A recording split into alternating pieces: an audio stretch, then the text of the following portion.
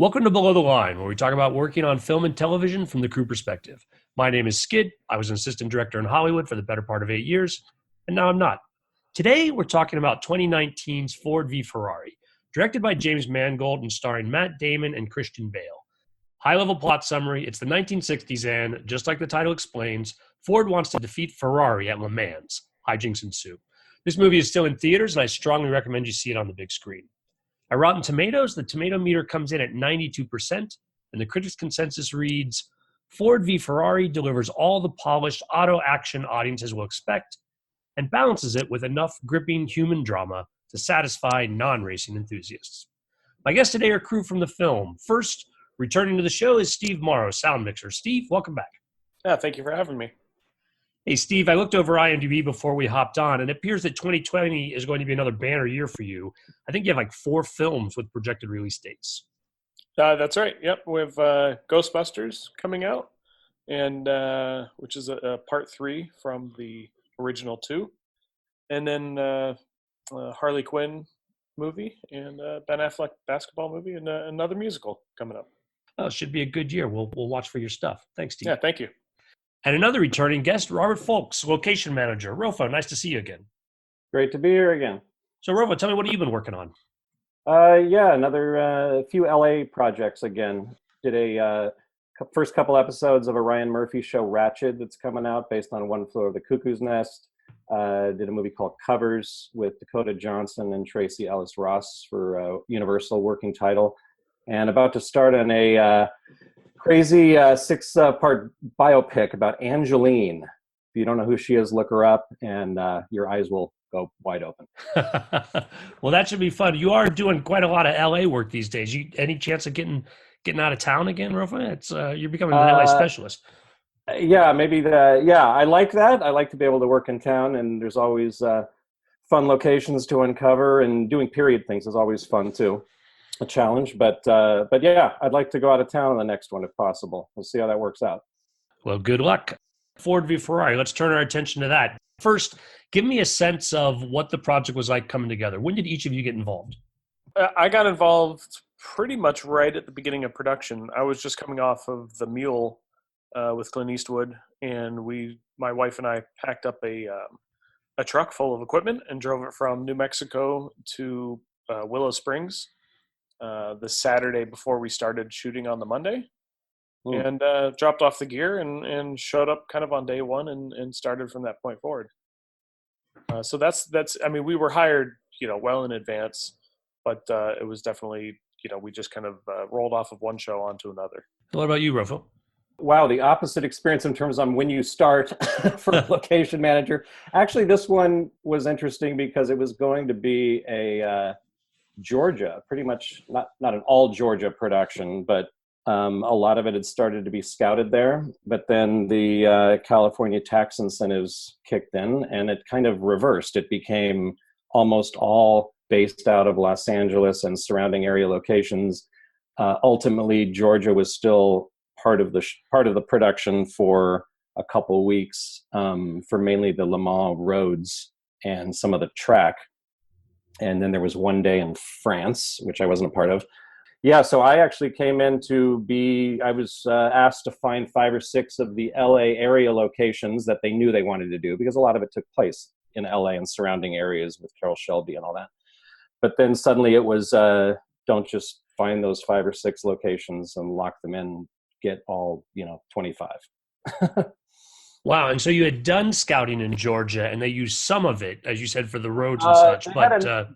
They had another Georgia location manager on because they had already narrowed down a racetrack there that they liked, that you guys ended up shooting at too. I guess you were there, Steve. It was kind of weird. That was all during. They ended up actually doing the Georgia stuff second unit while we were doing first unit, and yeah, there was no sound in Georgia. Yeah, it was just all. Oh, there was no sound at all anyway. Oh, interesting. Yeah, well, that just shows how amazing the sound is in this movie when you're watching it, knowing there wasn't anyone standing at any of those 11 days, I think, in Georgia.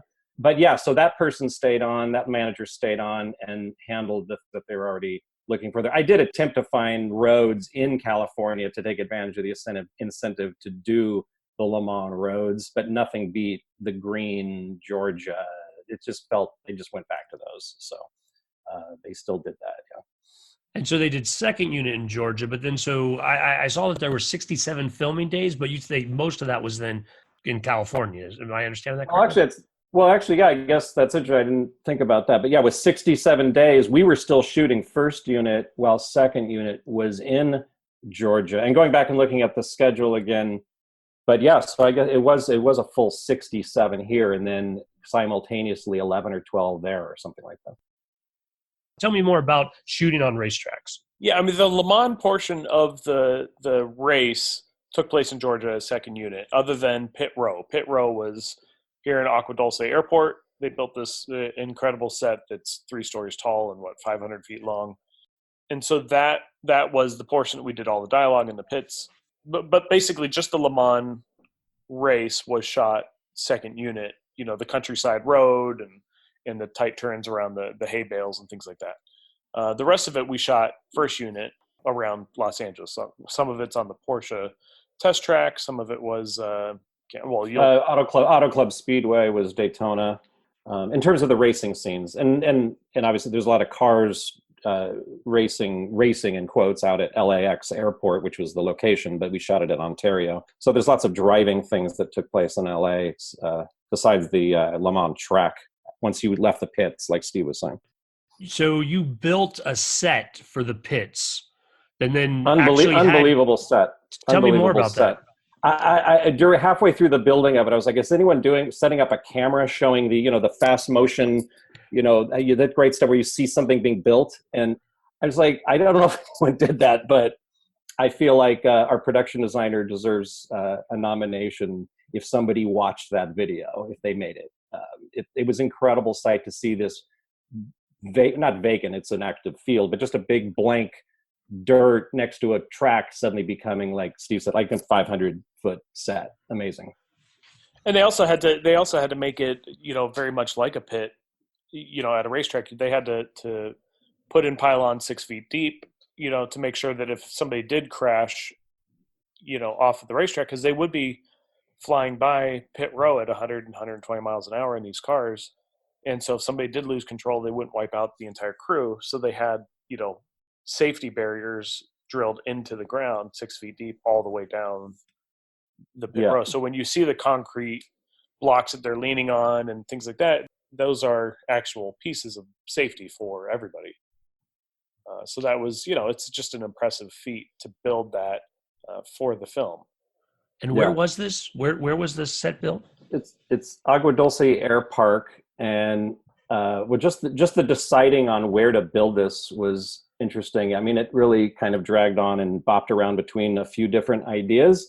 When I first came on, just some preliminary thinking, they were thinking of an abandoned airfield down in Irvine next to these fairgrounds, and there's some hangars down there which were starting to be torn down. And I mean, the idea was, there's a hangar there we could maybe use for LAX, but then you can build the Le Mans there, and maybe you can even do some of the LAX scenes there. It was kind of the first thing I went down to look at, but the reality again was that it was way too torn up, and they were starting to tear things down. It just ended up not being ideal. It was also just outside of the zone.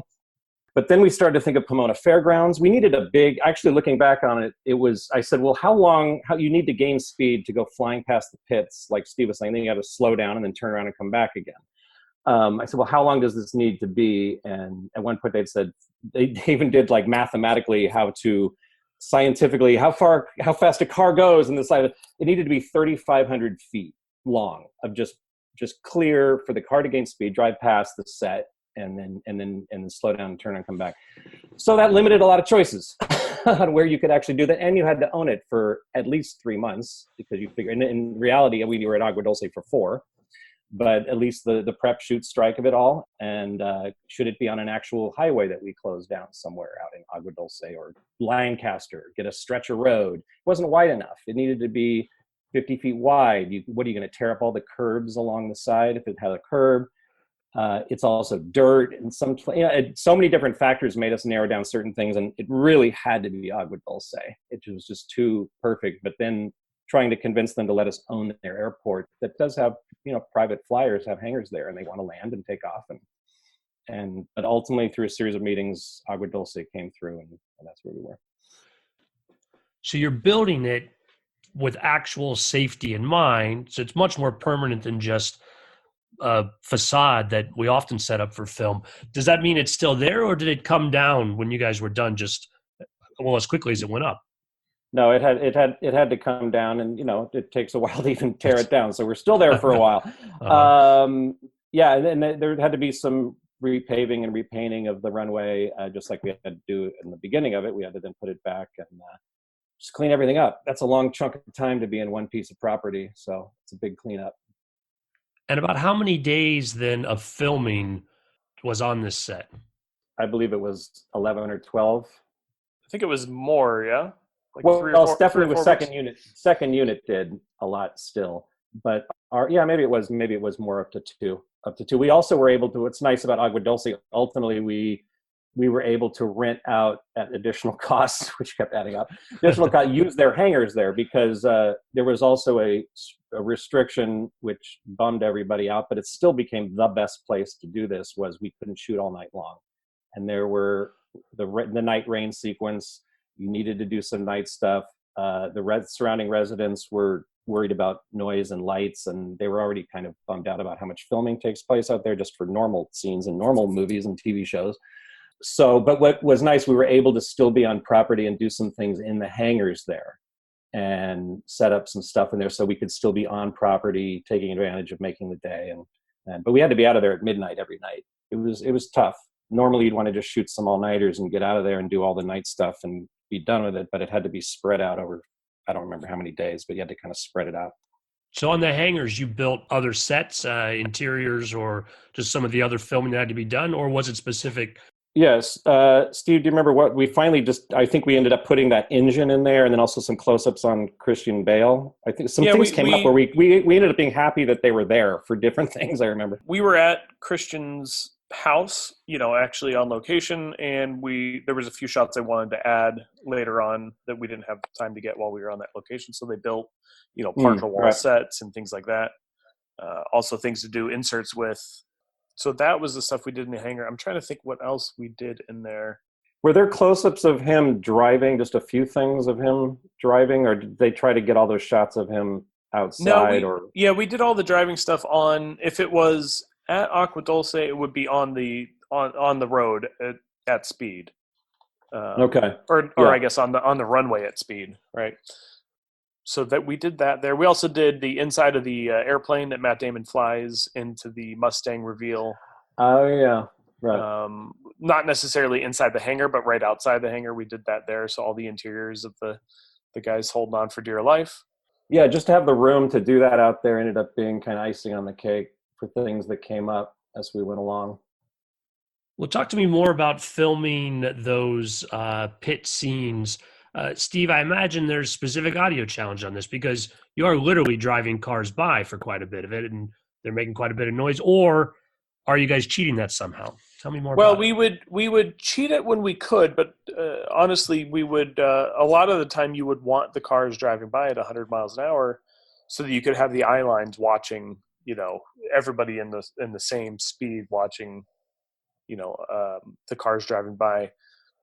We would ask them to, get up to speed before they hit pit row and take the foot off the gas and not coast through, but just make it all the way through without really hitting the gas. The cars weren't built for sound. They were built for speed. They're also not the, original 1960s cars. So some of them were modified Corvette engines. Some of them were modified Volkswagen engines. They just had different sounds than you hear in the film. So we would try to protect the dialogue as much as possible. Our job, production-wise, was just to get the dialogue the best we could to tell the story of these two guys' friendship. So knowing that in post-production, all the post-mixers would re-record all the cars and put in the authentic sounds because they would have, a week of recording all these original cars so that they can make the race scenes and the movie more dynamic that way.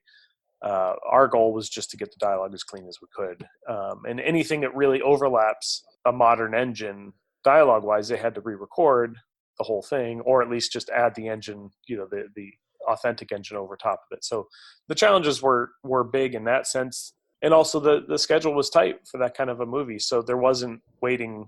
You're not going to wait for the perfect take sound-wise. You're going to just make sure you have the movie in a can and fix it later if you need to. But I think we were pretty fortunate in the way that most of the movie turned out sound wise on the production side of it, because we were able to get really nice, clean dialogue. And the parts where the engines were really, sometimes it's a challenge recording inside of a race car while Christian Bale's driving around. And, some of the pressure was taken off in the sense that we knew that most likely would have to be re-recorded in post-production because the engines weren't authentic, and they really wanted to make a race car movie as real as it could be, because they knew that there were going to be a lot of GT40 fans. And if you just do it wrong, the audience is going to know. And they're going to give you hell for it. So you want to make sure that those are all real. And so if you needed to replace the dialogue inside the car, because of the engine noise is incorrect, that's not an issue on the production side of it. It was just, the engine's wrong. So we have to replace all the sound in that moment. So the pressure's off, but you try to do the best you can because you're just not 100% sure what the plan is for post-production. But that was what we had to do. So we bought specific microphones just for the inside of the cars because of the loud decibel, level of the cars. The cars are going to be extremely loud. And most microphones can't handle that kind of air pressure. And so we had to buy specific types of microphones just to be able to record dialogue inside the cars. Now that's interesting, Steve. Have you done that kind of car work before that you were aware of these microphones, or is something you get the call and you have to do the research or test it to figure it out? Because that is quite a challenge that if you're not prepared for it, obviously. Yeah. I mean, we did a movie a few years ago, a remake of Chips, right? It was a Warner Brothers movie based on the TV show. And, the director on that, Dak Shepard, he wanted all the dialogue when they're on the motorcycles to be real. So we did a lot of research in how loud, can they talk right next to their microphone, things of that nature. So yeah, you just go out and you look at what the specs are in some of these microphones. There's nobody you can call and say, hey, how did you guys record, dialogue in a GT40? So you basically just have to make it up as you go, and you do some research and see what microphones can handle what decibel levels, and you go from there, and then you do some tests. Most of the time you're just doing it in your own house, screaming into a microphone and seeing how it sounds. But yeah, so that was just kind of how we approached it. And after the first couple takes, you listen back and you go, oh yeah, that's working out perfect. So that's what we ended up doing. Just the challenges that each department faces that, I'm not aware what Steve's going through over there when the cars are going by. And I'm the one having to tell the neighbors these aren't going to be real sounding race cars, because that was their big, they're not going to be running race car. They all know what they sound like. They probably go to the races. They know what they sound like. They know their horses are going to be spooked. They know their dogs will be barking and freaking out. And I tell them these aren't real. They're going to be made to sound more real later. Yeah. And we also had the same challenge, to talk about how do you transmit the sound from inside the race car to Video Village, where the director and the producers and everybody else watches, when the car is going 110 miles an hour down 3,500 feet of airfield. So they brought out the microwave guys who microwave transmit video. And we came up with a system that you can embed the audio into the video signal and transmit that back as well to us. And so as long as there was video image on the director's monitor, you'd have sound. So that's kind of how we did that. So we could broadcast the sound, on top of the video signal. And then everybody at Video Village could watch it, and Christian could take notes or get notes from the director and things of that nature. Well, that's interesting. So with the driving stuff, and I guess it becomes self-evident when you talk about speeding along the track, there's not actually a follow car then. They're not following close or have some sort of camera vehicle that is trying to stay with the hero car. Yeah. Can you imagine a pass van at 110 miles an hour down a runway? With antennas sticking out. Everybody holding on for dear life. Yeah, exactly. Yeah, no, all the race car stuff in pre-production, I think they were testing different wireless systems, and they just brought in this guy named Noodles. He's been around forever, and he's kind of the expert on wireless video via, microwave. He'll set up, it looks like a cell tower up on a giant cherry picker, and he'll be able to get the video, like when we're in Willow Springs. I mean, that racetrack is a pretty long racetrack, and he was able to get video of whatever we were filming the entire round of the racetrack. So if you had a follow vehicle at some point, you'd be lapped, right? And it just wasn't going to work out. So so they invested and made sure they had the right tool for that, so that everybody could see and hear, and it worked out really well. An area that's clearly not under your responsibility, but I am curious about how background worked for some of these race scenes. Like, were there hundreds and hundreds of people then in these stands, or did you film it tighter? Like, how did that work for you guys? Well, for the at least for on set at the Le Mans pit, everything that was on the pit row side, that was all real. All those people in the stands were real. On the opposite side, that was the grandstand was blue screen on the day, so there was nobody there. It was just a giant wall of blue screen. But yeah, I mean the AD department really jumped in and made sure that everybody had something to do. All the other teams, because they had to manage all the other race teams so that they're not just a bunch of guys standing around looking at their feet.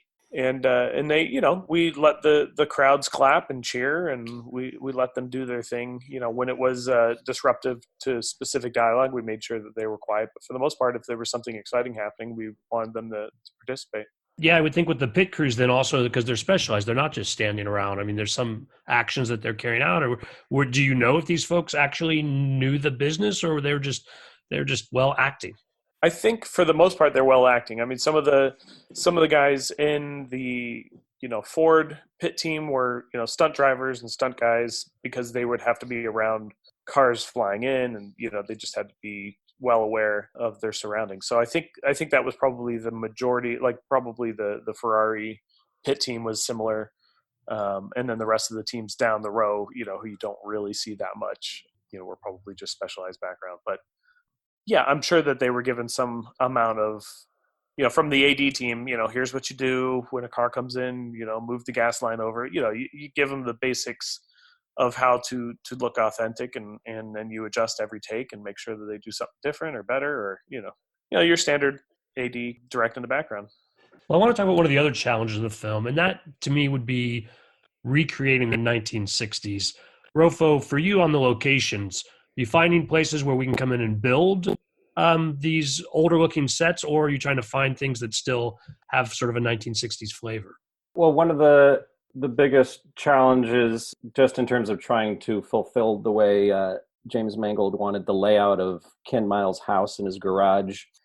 You need all the houses to look believable, or easy without a lot of money to make them look believable for 1960s, but then also have this perfectly situated, period correct auto body shop that you can see, preferably at an angle, kind of what we ended up with. I mean, there were certain ones where maybe there was an interesting auto body shop next to his house, but then you're sort of forced to shoot it in a way where it's kind of just a straight on, Wes Anderson symmetry of the house. It's not, we want to be able to, and what's nice is you watch the movie and you see how much that the angles were taken advantage from the garage looking back at the house. I mean, it's actually in dialogue. He points over at the station wagon. They're on the porch looking over at the garage. You can see the period correct market in the background on 6 or 7 different shots. Things like that. That's rewarding when you see the reason why you were trying to find something specific ended up making it into the movie and felt like the right choices. We had to take an entire fencing around. That was actually the back of the auto shop that faces the house, which was a big, ugly, distracting black wrought iron fence that wrapped around the entire back of it. So that had to be removed so you can really tie in the house with the garage. And the fight scene in front adds some lawn, so Matt Damon and Christian Bale aren't landing on the sidewalk; they're landing on some lawn. And a rubber curb, in a rubber curb, you take out the handicap ramps are always fun. They didn't have those. Oh, right. So to make them, Right. that look. If something's in the background, I've seen them take that out with VFX. A ramp, and that was right next to where they were, so that all got resituated. But yeah, no, they were definitely. Anytime on a period movie, you have to have that extra level of what things are going to have to go away, what can they paint out, what are the most important elements to it. And that's the house and the garage are always going to come to mind. It's the main one just because of the specifics of the layout, but everything in the movie obviously had to get. And where did you find the house and garage? It's in Highland Park. I mean, we looked everywhere. I looked, a simple little house with an auto body. We looked everywhere, outside, not outside of the zone, but, San Pedro had one that was kind of interesting. All over. And basically then just shut down the block for those larger for the larger Yeah, days, where they're, as you say, seeing both. then that's the next step. Yeah, I was kind of on a triangle, kind of a T intersection, which worked out nice. You weren't on the main drag except when you were in front of the garage, but still, yes, there's a lot of neighbors to keep happy and detouring traffic, and it was kind of nice having that park across the street. From my standpoint, whenever you can not have it be completely surrounded by homeowners in a situation like that, when you're trying to take something over for a few weeks, that park ended up being nice because the park is where they do the fight. So it wasn't completely surrounded by houses, and then you have to paint out some modern house that's completely wrong, and all that kind of stuff, which we didn't have to do with that intersection. Was there much digital work, you guys think, to clean stuff up? Rofo, you might have noticed even more watching it, but I mean, nothing jumped out. But there's ton, and it's fun. It's really fun to sit and watch what they decide to do something with something. I mean, the Ford plant was a mastered shot. I mean, there were I don't know, Steve, how many cars were there on that conveyor belt or whatever you call it? Yeah, I mean, they had that was an amazing set. Yeah, amazing they had shot.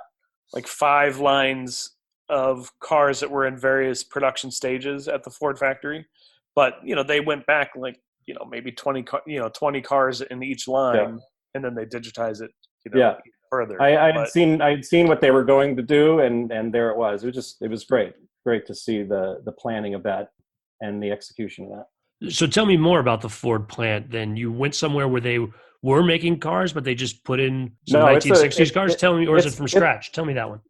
No, it's a vacant warehouse that's east of downtown, and it gets used quite a bit.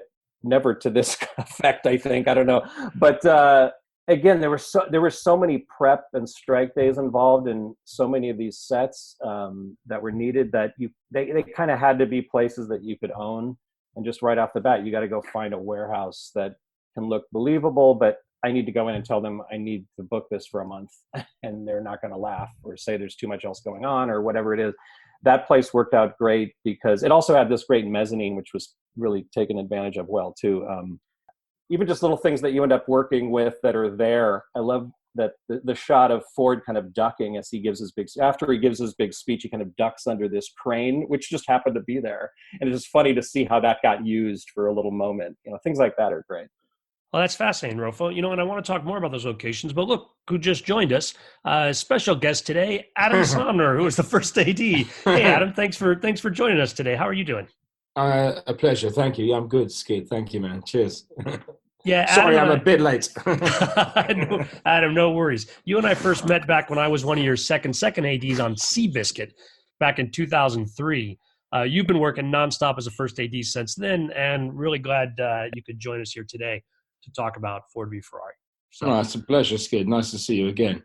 So picking it up from there, from the locations, we talked about the Ford plant and what you guys were able to build inside the warehouse. Steve, special audio concerns about capturing the dialogue in those locations, or how did that work for you? At the Ford factory? Yeah, the only consideration was Tracy Lutz's voice. We knew who was going to be yelling, Henry Ford the second.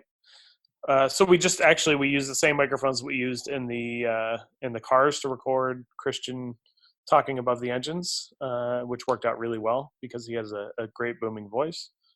So that was kind of the only consideration in that scenario. The production designer and the production team, made sure that the factory wasn't a working factory, so it was a set, but it was a pretty quiet set. So it worked out well. And Adam, let me ask you directly, the background in a situation like that, what kind of special training do they get to be working on the auto line? Like, what sort of prep did your team have to do to get those folks ready? There was very few things that were actually practical. There was a couple of things you could spray, and there was a couple of things to weld. One of the things that the challenges with this film was that it was a film, so everything people were doing was actually pretend. We didn't really have the ability to really do much stuff with the cars on the pits and also in that factory situation. So a lot of it really was, to break any mystique, but it was like, make sure you look like you're doing the right thing. And that's what a lot of the stuff we did there. I mean, we had a fantastic set there, where the cars moved and stopped. But really for that sequence with Tracy Letts, it was making sure that people looked engaged in the beginning of the scene. And then when Tracy Letts starts to speak to them, that they reacted to him in in the most naturalistic way possible. And obviously, it's a very film scene, but to make sure they laughed and looked, but not like as if they'd been trained to laugh and look at the right moment. It was one of those. It was one of those awful scenes where everyone's got to move forward gradually and listen to the speech, where you're always trying to work out how to reinvent the wheel, so to speak, and make sure it looks natural. So that was principally the issue there. I mean, there's that great Steadicam shot, I think, at the beginning where we follow, Lee Iacocca through the offices, and that was pretty cool, and establishing the space, which was a pretty cool shot, I think, actually. But is it basically one day of filming there? Did you get all that in That one was day? one day. That was one day. That was, Yeah. I mean, Yeah. I think and 3 weeks of prep for one day. Yeah. And I think it was one of those days that because of, it was on our end of our week or something. So we knew that we could go a bit later there. So in the end, it was like we probably came at 10 o'clock or 10:30 or something for that day. I remember, but it was a lot of work, but it's one of those big days where, because of the amount of people, the amount of stuff, you'd love to have a day and a quarter or a day and a third, but they don't exist. So it's one of those days that we strapped it on a little bit, knowing that we'd have to go longer. So one of the sets we talked about earlier was the audio garage across from Ken's house, the Christian Bale house. How long did you guys own that area? Like, how much filming was there between those two locations? Between the house and the garage, was it like 6? I think it was more. No, I think it was like 8 days or something. I think it was like 8-9 days because it went over a 2-week period. We went over it. Yeah. I mean, in the house and the garage, and the fight and all that. Yeah.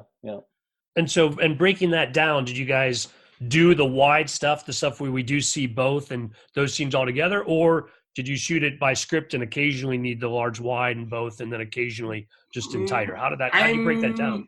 I mean, initially it was principally broken down with, daylight and magic light and night light, and then restrictive hours to shoot in the neighborhood.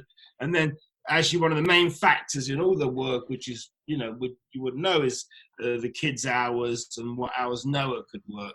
So, it was in a sense built around what he could do to maximize his days of doing days and then going into nights and splits and stuff. Yeah. So, but we principally finished the scene as we finished the scene. We'd usually start with the scene and closer and then work ourselves wider, I think, in that sense. And did you use the actual house interiors? Yeah, we did. Yeah. Which was tight and grumpy when it was grumpy and tight when it was tight, but it sort of worked out. It was. There was talk about the house might be too small, but the way it was laid out in relationship to the garage was great. But we actually, in saying that, we did build the living room again, in a sense of not the initial plan, but once we got into all the coverage, when you see the sequence of Molly and Noah, his son watching the race stuff. Although you only maybe see 7 seconds of filming on it, like in films, you end up shooting the whole of their reactions for every part of the race. So we ended up that being too much work to do in the house. So we ended up building a small part of the house at one of the airfields, didn't we? I think, yeah. And so, what other locations? You guys mentioned earlier that the LAX hangar was at a different airport, but created to be LAX. Tell me more about that location. Yeah, that was in Ontario. It's a hangar that gets shot quite a bit. Unfortunately, again, with all of these locations, we needed so long to prep, shoot, strike that once something like that became available, there was a no-brainer that that's where we do that. And we needed to be out on the runway. Those were challenges, trying to convince them to let us be out on the runways. Ended up having to be on the taxiways quite a bit instead of the runways, which would have been more ideal for some of the shots, I know, as we were planning. But that was another one where from prep, shoot, strike, we were out there owning it for a month and a half. Adam, I want to ask you specifically about the challenges of filming races. I'm drawing a little bit on, I remember the challenges when we were doing Seabiscuit and how we had to break down the elements and combination of stunts and second unit, and we had a fake course and such, all to bring that together. Tell me about some of the similar challenges about filming this much detail and this much action in a race sequence. It's bitty work in the sense of as you schedule it. And I think that as a crew member, as surprised or as excited as an audience member when you first see it cut together, because the actual process of shooting it is unexciting and rather tedious in a way. With this sequence, Jim, like say with Le Mans, he prevised the whole sequence, so we were able to break down between what we would shoot. I mean, there's a small bit of second unit who went to Atlanta to shoot sort of crashes and car stuff, but principally the main unit shot all the pit stuff, all the car stuff with the principal actors driving cars, and then on top of that, the multiple options of how you shoot that. We had a vehicle which was the Biscuit, which we used on Seabiscuit, which was built by Alan Padelford on Seabiscuit, and now has been augmented to both a car as well as a horse vehicle. And you'd sit the car on that, and Ken Miles would drive his car, and we'd have remote cameras strapped to it, because unlike on Seabiscuit, the speeds that we were traveling, we were never able to have a camera person attached to the vehicle that was shooting. It was always remote cameras. Well, you would go through quite a few camera people over the course of the film. That might it's not incredible. be a good approach. No. And it was, you learn, you go to the speed you're doing. So we had that. We had a pod vehicle, which, again, Alan then drove that vehicle, and he was on top driving the car. So you could look out the front of the car and the sides of the car when Christian was driving it. So you do all that stuff, and then you put all the second unit elements in, and then you go back onto, and then we did a very limited bit on stage of close-ups and pickups and insert stuff of the dashboard, which would make no sense and were impossible to shoot on a moving car. And then we had safety concerns, because every time we did a scene in the pits and the car's coming fast and the car's coming out fast, we had to make sure that people were out the way, and to try and make it feel as naturalistic again as possible, with everyone hanging around the pits, but maintaining the safety, which is paramount. So I'm guessing you had a pretty large stunt crew as well, then, just to be on hand for the close-ups around the car, or were they just folks who knew specifically what to do? We tried to get as many extras as possible who had car experience. We had a few stunt people who looked good, who could perform well, and there were some great guys, half a dozen maybe. Then we got good extras who A, looked good, and then B, knew the cars. You rarely get both elements in, because obviously you're trying to get a look of a period of the world where people were of different size, a different shape, and a different look. So with all that, we've got a good group of people, and we just mundanely keep pressing for safety, keep preparing, keep getting it right, keep trying, and not take it for granted. And I think we achieved some of it in that sense, with the guys. Yeah, it's to say, no, never as romantic as it was. And unlike Seabiscuit, we could do as many takes as we like, because they were cars. Although they did break down a few times. It's one of the things is, you say, it's a big budget film. Well, still, it felt every time we were shooting the movie, we had all those cars, but we just had enough. We just had enough cars. Often we'd have a car break down. We'd have to say, I don't even see that side of the car. We'll use this car. We were quite limited, because what's hard to see as you see the movie is the amount of subtle changes of the cars, of the colors, of the way they were driven, of who was using them, because we had, so. There is quite a history of movies about race car driving. Do you guys feel that to achieve what you wanted to do with Ford v Ferrari, you had to invent new techniques or find new ways to do it? Steve, you talked about finding the microphones that would work at those speeds. Was there stuff you guys had to sort of create from scratch to create this specific look for Ford v Ferrari? On the sound side of it, I think just the specifics and microphones, but I think that's pretty much any film. You're just picking what's right for the moment. At least on the sound side of it. So there wasn't much reinventing the wheel on this one for us, because we were mainly concerned about the performance and the dialogue of the film. I think it's funny because visually, obviously Steve looked at, when we were shooting and prepping, we were often looking at, Steve McQueen's Le Mans and John Frankenheimer's Grand Prix as ideas how to shoot the movie and the stylistic styles of how you do it. But equally at the same time, with modern technology, but not only that, but modern standards of safety. The way they drove Le Mans when they made those movies in 1970, Le Mans was a very different race to it is now, and safety has taken over for the right in many things. So a lot of things we did now are the techniques you would use now to shoot Seabiscuit, to shoot high-speed chases and vehicles, camera vehicles, Russian arms, ultimate remote head arm vehicles, remote cameras, so you could be close, but yet have speed. And then, of course, as much as possible, to have the Ken Miles or the other characters, Bandini or Scofotti, the Italians, in a moving vehicle on a real moving environment. So the sun moves, the backgrounds move as much as possible instead of doing it completely CG. And that was one of the things Jim wanted to achieve. And obviously in recent years, though, race car movies have been a disaster. So we were obviously not trying to look at anything have not been successful. So we weren't trying to really look about how they did it on, say, the James Hunt film or the one with Stallone, whatever it was. We were trying, we were just trying to get the good shots as Jim was doing it. But, look at the good stuff, And so what was it like working with Jim Mangold on this film? He's great. Yeah, no, he's very strong. He's a very sort of big character, strong voice, strong leadership sort of thing. Yeah, he's great. No, I enjoyed very much actually working with him. You know what I mean? He's definitely a good filmmaker. He knows he's got a good sense of humor. He's got a good wit. He's very quick.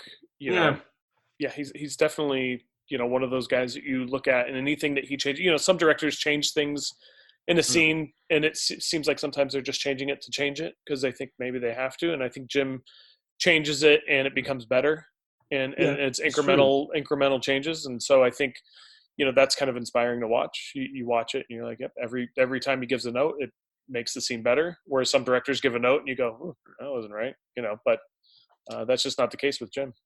I mean, what was the atmosphere on set general? Was this a very difficult film to do? I think it was, when we first showed up on day one, the hardest part, I think, was the weather. I think it was 110 degrees for most of that movie. Yeah. It was hot. It was windy and dusty. And so that's what made it hard. Not the actual, the material or the people, but it was the environment, at least on my end. I was sweating every day. Yeah. My recollection of it, and my recollection is always with rose-colored glass, I think. But I reckon, it was really hot. It was hard. But the crew was excellent, and we prepped as much as one could prep in the sense of one could be prepared for stuff, and everyone reacted well as we went along. And we were, we were really on schedule by a couple of days, which was unforced things. So it was really good. And Steve says, the first week we started with the Willow Springs race, which is when you do a movie, you will say, how do you start? Do you start with something soft and ease in, or do you just get stuck into it and take it right now on the chin? And on this one, we said, let's start. And because of various reasons, we got stuck in and took it on the chin. And it is a fantastic sequence. The Willow Springs of the sequence looks great to me. I looked at it when I saw the film the other day, and I thought it looks fabulous. All around that looked really great to me. So, but it's great. I think it was a really good experience actually. All down the line, with the cast were great. Jim was great, and we battled on. Yeah, everybody was in a good mood every day. There's always something new every day that was really interesting and historically fun about the way the movie was made. So I think that lent itself to it wasn't an easy film to make, but it was definitely a fun experience to make. And you look back on it with rose-colored glasses. I barely remember the heat anymore, but you do have fun making these movies. It was hot though. You're right. Yeah. Fucking hot that first one. Yeah, very hot. Fuck me. Well, I had to schedule that at a certain time. That's from my standpoint. Just there were a lot of active locations that I needed to present that we own for long periods of prep shoots and strikes. So every one of those became rewarding when it fit with where Adam maybe wanted it, or where we needed to shoot it because there was no other choice. So there were lots of little wins of, yes, we can do that then. We're okay with it being there. We're done with figuring that one out. Almost every location. There were so many prep shoot strikes that lasted a long time on this. No, no, it's a Yes. very good-looking film, location-wise. I mean, considering 90% of it was all shot in California and LA, and it's like I mean, people say it's an old-fashioned movie. Well, in a funny way, it was an old-fashioned movie in the way they used to shoot as well. We built Le Mans at Agrodolce, and the light looks fantastic. You go, oh my God, that looks fantastic, the light. And I look at it, and we shot, Pasadena. We shot, Italy and in Pasadena and down in South LA. I mean, it looked great. I mean, I thought the whole film. Oh yeah, Shelby's warehouse. Yeah, but where was the place? The old school. Where was that? Pomona. The school in Pomona, where we did Pomona, the Ferrari factory, and it looked great. So I think it was actually fascinating to see how, as you can do films in California. Sense of I was thrilled to see how much how well the Italy scene played at a location. Oh, very good. That has gotten shot so many times over the years, and it's one of those things where you kind of like cringe when you're going to propose it, because we got to try to do something that feels believable for Italy. We have to shoot it here. It's written a certain way, but maybe you could adjust it a little bit on how they're approaching the scene. And I've seen it twice now. I just get excited when I see him riding the bike up that you've seen it in so many TV shows and movies for 30 years, 40 years, and it works perfect. It's just fun to see. I mean, if people want to recognize it, great, but you took something that you had to choose, you had no choice, and you made it look great, and that's exciting. So tell me more about how it breaks down between what you're doing with the principals and what you shot in California and what second unit is doing out in Georgia. Well, it became a mechanical process because Jim did an extensive previs. Previs are sometimes really helpful and sometimes really unhelpful. In this case, it was extremely helpful because as a group with the second unit, we're able to, in the visual effects, go for each shot, break it down. Who's doing this? Who's doing that? What element is that? So ultimately, they went to Georgia to shoot stuff that was car-to-car, basically, car-to-car stuff. A couple of the crashes and tracking car stuff, which wasn't close enough to see Ken Miles or the principal cast. So that's what they did. So they sort of, they got the numbers, shoot these numbers, and had a previous reference, which then Jim cut into his close-up coverage that we shot in our runway in California, and then finished off with a couple of days of stage. And they did a similar thing in Willow Springs. They shot a day of Willow Springs to fill up stuff there, and they shot a couple of days of the Daytona sequence once Jim had finished his footage and listed shots for them to complete the sequence. You'd mentioned that it was a good-natured cast. Tell me more about working with Matt and Christian. I mean, this is really their movie. I imagine there's really not that many days that you don't have one or both of them on set. Well, when it came to working with them, the movie mostly was a radio mic kind of movie. A lot of wide and tights, and multiple cameras, and just loud cars ripping by. So we had the radio mic on both, and they were very easy. And with the high winds that we had, sometimes we had to mess with them a bunch of times, which is never easy to pull off and still have them cheer you after seeing you. But they were in good spirits the whole time, and so for on the sound side, we were able to do whatever we needed to do to make it sound as good as we could.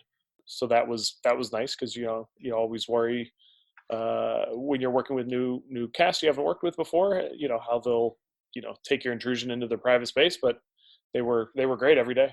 Never had an issue. I mean, both of them were terrific, weren't they? Christian and Matt were fantastic actually to work with. I mean, Christian is extremely professional, extremely charming. I mean, actually, this film was the first time I'd worked with him since 1989. Or 1990, I did a couple of films when he was a child actor, and the first time I've seen him since, I did Henry V with Kenneth Branagh, and a Treasure Island with Charlton Heston that he played Jim Ladd in about fucking 1989 in Jamaica. And the first time I saw him was when I came back in a fitting, and he was absolutely charming, actually, very nice to work with. And it was nice he was playing an Englishman for an Englishman who lives in America, only plays Americans. He was playing an Englishman for the first time for a long time. But he was terrific, as was Matt. Matt was, was fabulous. Matt could just turn it on. He was terrific. They were terrific with the crew as actors, and we haven't worked with a lot of actors. They were very, very nice people to have around and on the set, and were. And you could tell they were having fun at work together. I mean, they were really buddy with each other. I mean, the relationship you saw wasn't as contentious in person, as they were sometimes in the movie, but they were having a blast, working together and just, I mean, it's a fun movie to make. And in that sense of their characters, Yeah, it was terrific, wasn't it? The actors were just a part of the movie. When the process was going on, they were with us in the process. There wasn't a them and us. It was very much everyone was together on that film in a very sort of unified group in that way. There was no separation, and the cast were very much a part of the atmosphere, I think, and the good humor on the set that we had on that. Yeah, once they came to set, they were on set with us the rest of the day. Sometimes you get cast that come do their scene and go away, and these guys just stuck around all day. And it was a good experience all around. It was terrific. Well, as we dive into awards season, what are your thoughts about the film and its odds, its chances of getting picked up for stuff? Good. The odds are good. No, it's fun hearing all the reactions from people. They're really into it. It's the right time for this kind of movie, and I think the release has been great on it. And everybody wants to see it, and everybody's talking about it. It's. I do think the studio knows, that they have a special film. I think originally, if I'm not mistaken, it was supposed to come out in July. It's going to be a summer film, but I think once they saw it and saw the potential, they held it back until the award season. So I think that's kind of the idea for it, because it is that that caliber of a movie. So you just never know. Steve, how many times have you seen it now? Because I just saw it for the first time fully a couple of days ago, and I need to see it again, obviously. I've actually only seen it one time. They had a premiere which I had to miss. I was on a film, and there was a bunch of screenings which I was in Canada for. But I saw it on opening weekend in a theater with a bunch of friends. We bought some tickets and went and saw it. No, me too. Like I've been in Spain for 2 months, just living here for a bit. And I literally went on Thursday, and I want to go and see it again because that initial thing where you see it, you're like, oh, that was the day the car broke down. That was the day. That was the day that Jim was late 5 minutes or whatever. Yeah. It becomes your yearbook. It's no, all it your does. memories. It's terrible. Yeah. So I'm quite removed from it still. I want to see it again and enjoy it as a film. It's still too close to. I got to watch it through my wife's eyes. I looked. That was good. Yeah, exactly. She's crying and she's like, tense. So that's where you get to watch it. And my wife said, "Yeah, it's good. It's good." She thinks it's good. I said, "You sure it's good? Are you really good?" You're not just saying that, are you? Yeah, right. A scene doesn't make it into the movie. It takes about 5 minutes while you're watching it to kind of get over that. Yeah. Did you have any of those in there, Robert? Anyone for you? It was so funny looking back on the location list. There were at least 5 that got shot that didn't make it in. There was some other stuff in the location list that kind of got rearranged to different things because of different reasons on scheduling and whatnot. But it's fun when you hear that the first cut was 3.5 hours, which I think is common knowledge at this point in all these interviews. You think that all the things will stay, but it's actually, it's a tight, perfect, like what they ended up with. But I thought maybe with a 3.5 hour first cut and a 2.5 hour final cut that some more of the things would have made it in there. I don't know, but I love the final cut. Well, I'm really glad that you guys all managed to see the film before we sat down to talk about it, guys. That really helped today. And Adam, you were a little late. I know AD's not working. You got your own schedule, but glad you could join us as well. No, I am so. I can't apologize enough. I mean, sorry, Steve and Robert. That's all right. You had to push the call. It was no big deal. all calls pushed 30 minutes. No, literally, we had lunch and we came back, and I came back and she's like, I'm washing the boy, and I go, fuck me. No seriously, worries, guys. I got to get back out of exile and come back to you.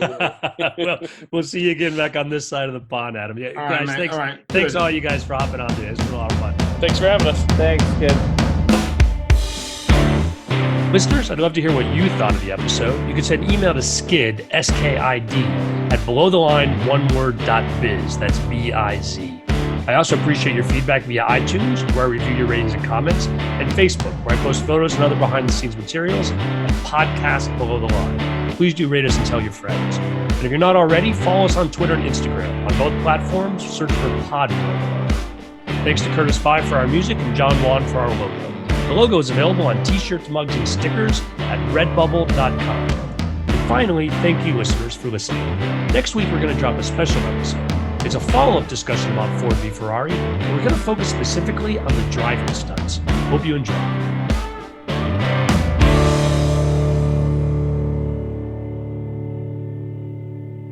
I think it's interesting to talk about the film because in a way it's an unfashionable film to make, isn't it? You know, you're done, and again, in this day and age, when you talk about a movie like this, you go, sure, really? I mean, you know, there's very little to, in a way, for cinema. Like you talk about it in what the modern issues are and what the modes and the fads are of culture. It's very old-fashioned, but it's reassuring that it's an old-fashioned movie, but in the sense of old-fashioned, it's a compliment. Nothing to do with any gender or politics. It's just a simple little story in that sense, which is entertaining. And I think that's a great thing for cinema. And it isn't made for the cinema. It's made for the big screen. To that point, it's, you know, it does come across that it's a very cinematic movie that's made for the theater, that, you know, it just has this different feel than a lot of movies that have made it to the theaters lately. So you get this overwhelming sense that, you know, this is something that has been missing out of cinema for, you know, at least the last couple of years, where you just want, it's a big spectacle, but it's a great story, and it's an overall well-told story that deserves kind of the big screen, big sound treatment. So I think that's kind of one of those, you know, badges of pride that you can wear, you know, because we make, you know, movies all the time that are great and some are bad, and, you know, that's just what it is. I like how often you're seeing that in the tweets. So many of them are bothering to mention see it in the theater. And maybe people are thinking, oh, it's a drama, maybe you can just see it at home, you know. But no, they're taking the time to say that. And I think that's great. It's getting rewarded for that. Those are my thoughts as well. We've said as much here.